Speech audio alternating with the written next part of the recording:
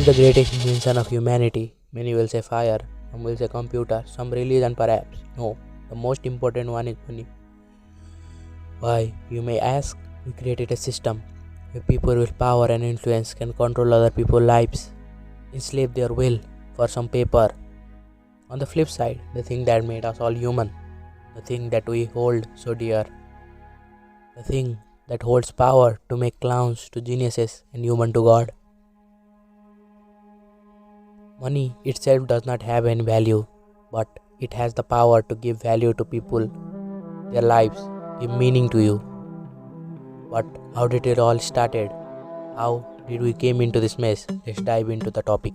How money was created, what money really is, and how money made us slaves. Do you know how much money is in the world? In physical sense, there are $40 trillion, but $1,300 trillion to be exact. $1,300 trillion, that makes the world go round. It all started 17,000 years ago. People exchanged things to have things they want. Like if you had meat from animals and have weapons, we can exchange it on the mutual ground, maintaining peace and eradicating the need for war for simple resources. And the first form of trade was established. It is believed that the system was found in present-day Iraq. After some thousands of years, merchants appeared because people were not just only hunting, but they were farming. But due to the complexity of transactions, they started keeping accounting by carving on stones and on pots to ease up the process, but problems were not resolved. For any transaction to happen, both sides had to agree to want the same thing to solve the problem. Money was used. Not the money that we use now, but real materials like wine, salt, gold, rice, leather. And they become standard form of trade for 2500 BCE. It was considered valuable and were used in both local and international trade. But there were some problems. It was hard to define the value of things because everything had their own value. And something like animal and wine would not stay for long. The shipping will go on for months. Now, what was the solution? Now we needed something that was considered valuable and would last for a long time. Metals. Oh yeah, that's right. Why not use them?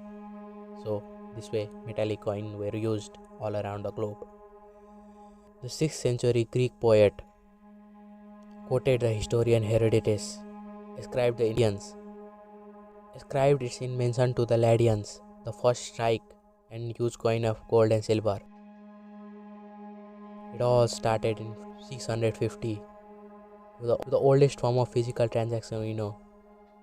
In 1200th century, Genghis Khan's grandson made paper money. Due to his cruel nature, people in his kingdom started using it. Those who didn't would just perish in the air. It was called IOU, means I own you, means you can exchange gold for this paper, which can be later used for transactions. This ease of the process helped to create the money that we know now. Not only in Mongolia, it also went to China, India and all around the globe. But our main protagonist do not start here. How the big dogs came into the place. In later years, banks were established. They used to take gold and exchange them for notes, which they can print as much as they want. Due to overuse of notes instead of coin, it gave a phenomenal birth to inflation. How prices went up because the supply was limited but the demand were high. When people knew about this, when people knew the prices were going up, they went to the bank to exchange their notes for gold, but there were none because they printed more money than they had. Now people lost their saving, their hope and their lives to bank. Money gave birth to greed. I want to ask you a question. How much money is enough money? How much do you really need to live a happy life? The truth is, no one knows. Everyone will want more and more and more of this because it's our greed, it's in our nature. Due to this greed, money became a never-ending cycle. But It all started in 1800 when England established the Bank of England, where money can only be created when certain gold is deposited into the bank. This could control inflation and helps the country to maintain peace and stable values. During World War, government all around the world did not have gold to pay for the military, so they suspended gold standard. But the USA, largest holder of gold, 59% of the world gold to be exact, imposed dollar-backed gold in other country. As the Federal Reserve is the printer of the dollar, the Federal Reserve gained full control over the world. How the ancient world began? The ancient world began in 1970. Nixon announced the suspension of gold standard. The strength of a nation's currency is based on the strength of that nation's economy. And the American economy is by far the strongest in the world.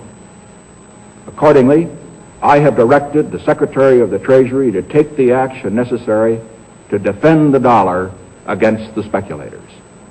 I have directed Secretary Connally to suspend temporarily the convertibility of the dollar into gold or other reserve assets, except in amounts and conditions determined to be in the interest of monetary stability and in the best interest of the United States.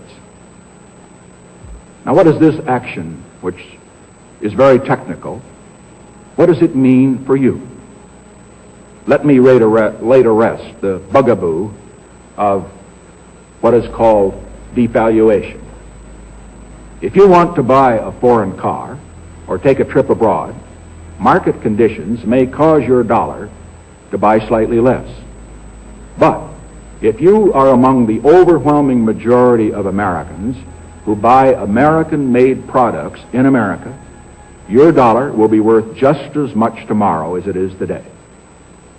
The effect of this action, in other words, will be to stabilize the dollar.